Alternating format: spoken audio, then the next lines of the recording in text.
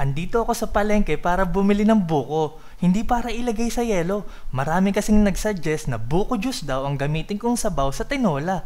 Obra kaya, nilagyan pa natin yan ng papaya, tanglad at malunggay. Gawin natin, let's go! Yo, welcome to Pimp Your Food. Gusto ko lang magpasalamat sa mga viewers natin sa Facebook at pinaabot nyo ng 1.4 million views ang ating tinola recipe. Yan, maraming salamat sa mga nag-comments doon, sa mga nagbigay ng tips kung paano pasarapin ng tinola. Maraming salamat, tatandaan ko lahat yan.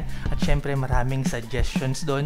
At yung mga suggestions nga na yun ay gagawin natin ngayon.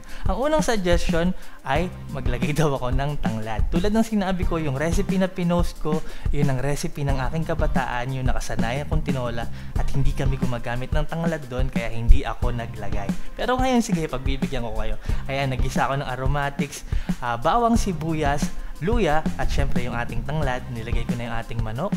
Season natin yan ng patis. Tapos maglalagay ako ng paminta. Alam ko merong nagalit dyan na naglalagay akong paminta sa tinola. Maglalagay pa rin ako. Yan, wala akong pake. Alright. Ayan, gisa natin ang ating manok. Ayan, same process lang din ng ating tinola. May mga nadagdag lang. Alright. Ayan, isasangkot siya natin yan. Importante para talagang ayan, nalulutuin natin siya sa sarili niyang juice at hayaan natin siyang ayan, may steam or yun nga, masangkot siya sa mga aromatics para mawala yung lansa at magkatas na dahil iyan ang magpapalasa sa ating sabaw. Alright, ayan, nagkatas na after 8 minutes na pagsasangkot siya. At ito na ang pangalawang suggestion, gumamit daw ako ng buko juice. Alright, ayan, nilagay na natin ang ating fresh buko juice. Alright, konting halo lang. Tapos ilalagay na natin ang pangatlong request. Ayan, papaya. Ayan, tulad ng sinabi ko, sayote kasi ang nakasanayan ko, kaya iyon ang gamit ko hanggang sa paglaki. Pero sige, gagamit tayo ng papaya ngayon. Tanim namin yung papaya na yan, hindi ko yan binili. Alright, tinakpan ko lang para mabilis kumulo, no? Ayan, ngayon kumukulo na. Pwede na nating ituloy ang pagluluto niyan ng may takip sa mahinang apoy hanggang sa, syempre, maluto yung papaya at yung manok. Alright, ayan. Tuloy lang natin sa pagluto. Naku, ang bango din na to, ang bango dahil sa tanglad. Ayan, at dahil sa ating mga aromatics na pinaglalagay. Alright, ayan, ilagay na rin natin yung laman ng buko. Ayan, tapos ito, pang-apat na suggestion nyo, maglagay ako ng malunggay. O, ayan po, ayan. Sa kapitbahay, salamat po kay Nana Tessie. Ayan, at naglagay na din ako ng daon ng sili at ng siling berde. Ayan, luto na yan sa point na yan ng ating manok. Tikman nyo na lang kung anong kulang sa ating sabaw. Magdagdag kayo, mag-adjust.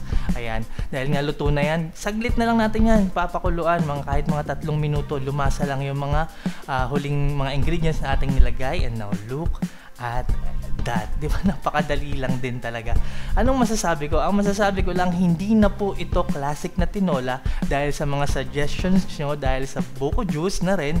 Hindi na to tinola. Ito na po ay chicken binakol ng mga kapatid natin sa Aklan or ng mga kapatid natin sa Western Visayas.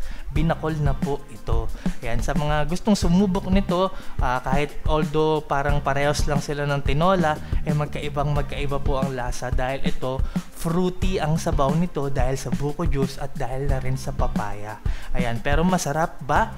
Oo, masarap. Ayan, masarap. Maraming salamat sa mga nagsuggest nito. Pero syempre, tulad ng sinabi ko, sanayan nga lang yan. Kung magke-crave ako, kung mamimili ako sa, ayan nga, kung papaya ba o ito, syempre mas pipiliin ko yung nakasanayan ko, ang classic na tinola. Alright, yung tinola na recipe na in-upload natin nung nakaraan. Pero syempre, worth it pa rin tong itry. Sobra, dapat talaga nag-explore tayo ng mga pagkain. Ito, at baka magustuhan nyo to, baka isa to sa mga maging paborito nyong sabaw, no? Kasi masarap naman talaga. Ayan, kaya maraming salamat sa mga nag-suggest. Ayan, para sa maraming pang recipes, huwag nyo kalimutan mag-subscribe sa aking YouTube channel, Tipsy Goes Random. Mag-follow kayo sa aking Facebook page, Pimp Your Food. Follow nyo ako sa TikTok at Kev_Andrade. Maraming salamat sa palagi nyong panonood, pagtangkilik, pagsuporta, pagsubaybay. Ako po si Tipsy D. God bless sa inyong lahat. Peace!